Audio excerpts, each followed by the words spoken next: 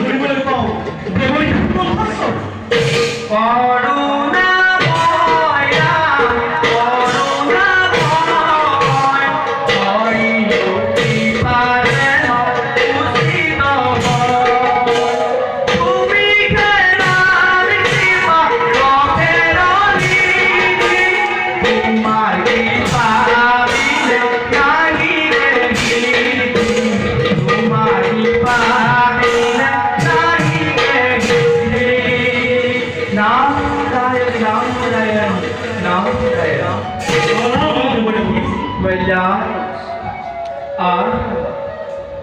ভাবি আহিছিলো সেয়াই সত্য।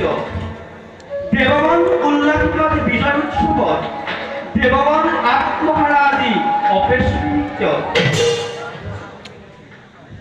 এইবোৰ কি কিয় নকৰিম আমি বিজয় উৎসৱ, কিয় নকৰিম উপভোগ আমি অপেশ্বৰী নৃত্য। এই অপেশ্বৰী নৃত্য উপভোগ কৰাটো জানো দেৱতাৰ অধিকাৰ নহয়। নিশ্চয় নিশ্চয় এয়া দেৱতাৰ অধিকাৰ। পাঁচ দেৱগণ স্বৰ্গই যেতিয়া নহ'ব সুৰক্ষিত তেনেস্থলত আকৌ দেৱতাই সাব্যস্ত কৰিব নিজৰ অধিকাৰ। কিয় নহ'ব সৰ্ব সুৰক্ষিত নিজ ফলে পালো আমি বিজয় অসুৰৰ ওপৰত দেৱতাৰ ভয় দুৰ্মতি অসুৰে মনত এৰি পাতালত ললে ঘৰত বিজয় মাথো স্বৰ্গতলী মাথো ৰাখিব মনত এই আনন্দ এই বিলাস মাথো ক্ষণস্থায়ী দেৱতাৰ সত্য। কি আপোনাৰ কথাৰ তাৎপৰ্য মই নুবুজিলো একো। কওক দেৱৰ কি ভাঙি পাতি কওক। নাৰায়ণ নাৰায়ণ ও তেন্তে আমাৰ অনুমানেই সত্য।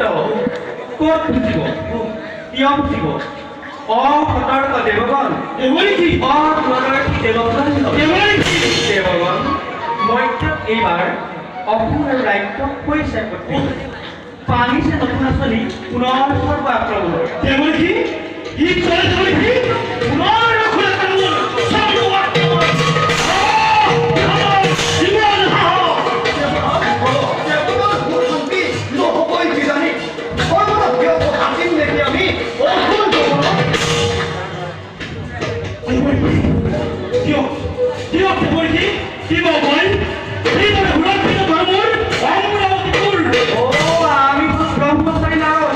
ৰাজনীতিৰ জ্ঞান নাজানেৰ কি ৰাজনীতিৰ জ্ঞান তথাপিও শুনা পুৰন্দৰ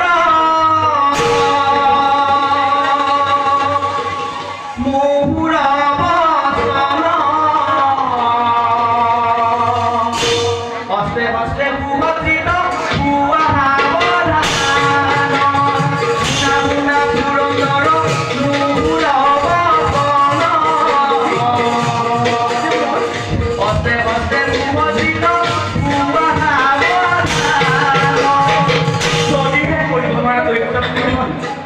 কি কৰিবা পুৰন্দৰ